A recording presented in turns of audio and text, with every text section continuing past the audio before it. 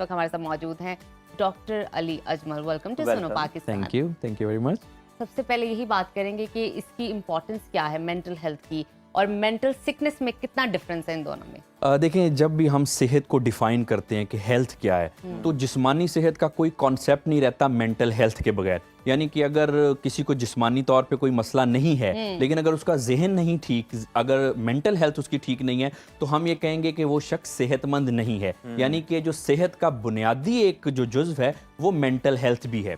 اب اس میں جہاں تک آپ نے بات کی مینٹل ڈس آرڈرز کی, جس کو ہم ذہنی و نفسیاتی بیماریاں کہتے ہیں, تو اس میں نا تھوڑا سا ہمارے معاشرے میں ایک سٹگما پایا جاتا ہے. لوگوں کو لگتا ہے کہ ذہنی و نفسیاتی بیماریاں یا مینٹل ہیلتھ جو ایشوز ہیں اس کا مطلب شاید کچھ پاگل پن ہی ہے, یا میں پاگل ہوں, یہ مجھے پاگل کہہ رہا ہے, حالانکہ پاگل خانے بھجوانے کی کوشش کر رہا ہے. ہاں جی, حالانکہ یہ ایک مسکنسیپشن ہے. دیکھیں, جو ذہنی و نفسیاتی امراض ہیں, جیسے ہمارے جسم کو مختلف قسم کے مرض ہوتے ہیں, کوئی ڈائبٹیز ہے, کوئی ہائپر ٹینشن ہے, اس طرح کے مختلف قسم کی بیماریاں.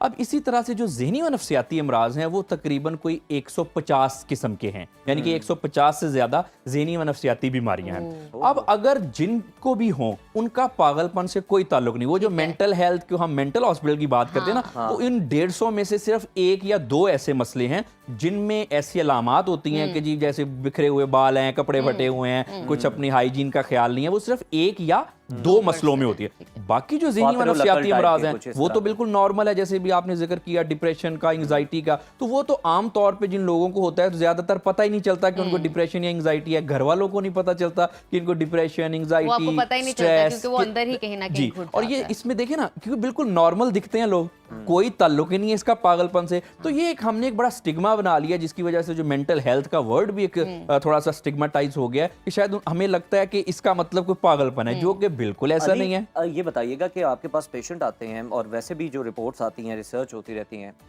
کیا بات سامنے آتی ہے کہ مرد اس کا زیادہ شکار ہیں, خواتین میں زیادہ تعداد پائی جاتی ہے؟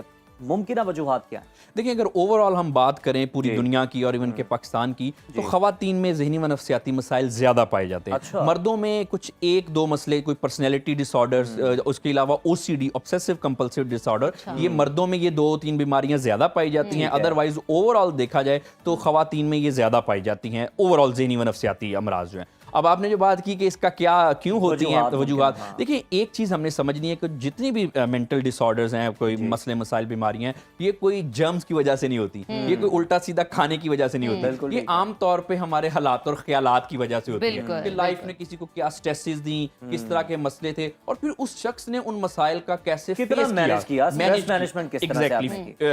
سٹریس کیسے مینیج کی, ان مسئلوں کو کیسے فیس کیا, کیسے اس میں سے نکل آیا یا پرولونگ ہو گیا. اس کے علاوہ کچھ جینیٹک فیکٹر ہیں اور کچھ سوشل سپورٹ وغیرہ کے ایشوز ہیں. لیکن ایک بات ہم نے سمجھنی ہے کہ جب بھی یہ ہوں گے کسی کو بھی, چاہے وہ انگزائٹی ہے, ڈپریشن ہے, سٹریس ہے, یا کوئی بھی ذہنی و نفسیاتی مسئلہ, وہ ہمیشہ حالات اور واقعات کی وجہ سے ہوگا. پلس انسان کا اپنا رول بھی ہوتا ہے. کچھ آپ دیکھیں نا, دنیا ہے, زندگی ہے, تو ہر ایک کو اپس اینڈ ڈاؤنس تو آتے رہتے ہیں. ہر کسی کا اپنا ٹریٹمنٹ ہوتا ہے. کوئی شخص ایسا اس دنیا میں نہیں ہے نا جس کی زندگی بالکل ٹھیک چل رہی ہے, کبھی اس کی ایکسپیکٹیشنز ہرٹ نہیں ہوئی, سارا کچھ اس کی لائف میں پرفیکٹ چل رہا ہے. میں تو آج تک ایسے کسی شخص سے نہیں ملا.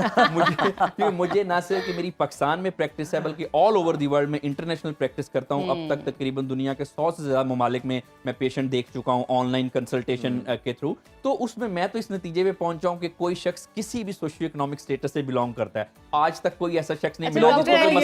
لوگوں کو یہ سمجھ لینا چاہیے کہ جو آپ خواہش کرتے ہیں اور جو آپ کو مل رہا ہے, اس میں فرق ہوتا ہے, اور آپ کو اسے تسلیم کر لینا چاہیے. ایگزیکٹلی, تسلیم کرنا چاہیے, اور اچھے طریقے سے تسلیم کرنا چاہیے. اچھا, ہم تھوڑا سا بیکورڈ موو کرتے ہیں. مجھے یہ بتائے گا, ابھی آپ نے ذکر کیا ہاں کہ خواتین میں یہ مسائل زیادہ ہیں, اس کی وجوہات کیا ہے؟ یہ تو آپ نے بتا دی سچویشنز کی وجہ سے, حالات کی وجہ سے, ایکسپریسو آپ کن چیزوں میں نہیں ہو پاتے, اور اس کی کیا وجوہات ہے؟ دیکھیں آبویسلی اس میں جیسے خواتین کی اگر پرٹیکولرلی بات کریں تو ذرا خواتین زیادہ سینسٹیو ہوتی ہیں. اور آج کل پھر آپ دیکھیں کہ جیسے کہ بہت ساری خواتین پروفیشنل ہیں, اور ان کو جو فیملی ورک بیلنس ہے وہ عام طور پہ کافی مشکل ہو گیا خواتین کے لیے. آپ دیکھیں کہ ایک خواتین میں بہت ساری رسپانسبلٹیز ہیں. ایک ٹپیکلی یہ ایکسپیکٹ کیا جاتا ہے کہ وہ باہر جا کے کام بھی کرے, اگر میرڈ ہے تو آ کے پھر گھر کو بھی دیکھے, بچوں کو بھی دیکھے, جس کی وجہ سے ایک اننیسیسری برڈن اور پریشر بڑھ گیا. اس کے علاوہ خواتین میں جیسے میں نے بتایا کہ سینسٹیوٹی کچھ زیادہ ہے, حساس ہونے کے حوالے سے, ہارمونل امبیلنس کی وجہ سے بھی یہ چیز ہو سکتی ہے. ہارمونل امبیلنس بھی ہوتا ہے, لیکن ہارمونل امبیلنس, جینیٹک فیکٹر,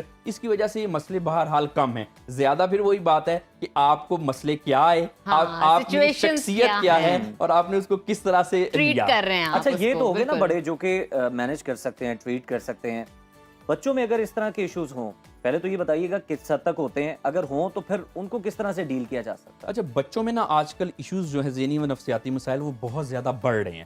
اس میں جو سر فہرست ہے وہ آٹزم کا مسئلہ ہے. آٹزم بہت زیادہ پھیل رہا ہے. جی اب آٹزم ہے، اس کے بعد پھر ADHD کی بیماری ہے، پھر آپ دیکھیں آج کل چائلڈ ڈپریشن بھی کافی زیادہ ہے. تو اس میں بچوں میں نا کچھ پیدائشی یہ پری نیٹل فیکٹر یعنی کہ پیدائش سے پہلے کے کچھ مسئلے مسائل، اگر کچھ پریگنینسی میں کمپلیکیشنز وغیرہ ہو جائیں یا کچھ پیرنٹس کے کچھ لائف سٹائل ایسے ہوں، تو بچوں کو پھر جینیٹیکلی ان میں پری ڈسپوزیشن ہوتی ہے کہ ان کو پیدائشی طور پہ آٹزم وغیرہ کے مسئلے ہو سکتے ہیں. اب جہاں تک بچوں کے ٹریٹمنٹ کی بات ہے تو کسی بھی ذہنی و نفسیاتی مسئلے کا ٹریٹمنٹ دو طریقوں سے کیا جاتا ہے.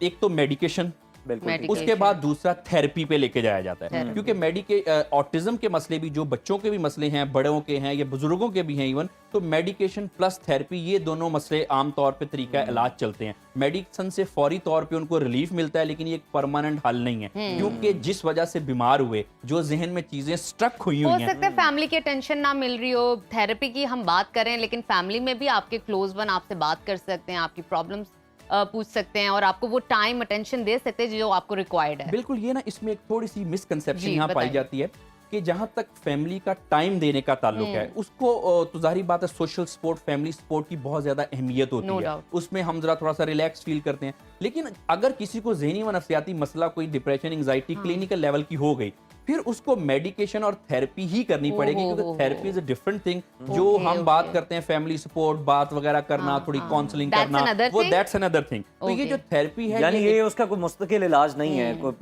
اس کا آپ کہہ سکتے ہیں کہ اسی سے وہ جو ہے سوشلائز کرانے سے حل نہیں ہوگا. نہیں بالکل نہیں ہوگا. دیکھیں سوشلائز کرنا، عبادات کرنا، اپنی صحت کا تھوڑا خیال رکھنا، سیلف کیئر کرنا، لوگوں سے ملنا جلنا، ایکسرسائز وغیرہ کرنا، اس سے تو جو نان کلینکل مسئلے ہیں وہ سالو ہو جاتے ہیں. کہ فرض کریں ایک شخص پریشان ہے، اس پہ کوئی ابھی کلینکل لیول تک مسئلے نہیں ہوئے. یہ مسکنسیپشن تو دور ہو گئی نا کہ تھیراپی از انادر تھنگ اور فیملی کا ٹائم، مطلب سوشلائز بھی کروائیں لیکن تھیراپیز اور جو میڈیکیشن ہے یہ زیادہ ضروری ہے، اور اس کے لیے آپ کو obviously ڈاکٹر سے کنسلٹ کرنا پڑے گا.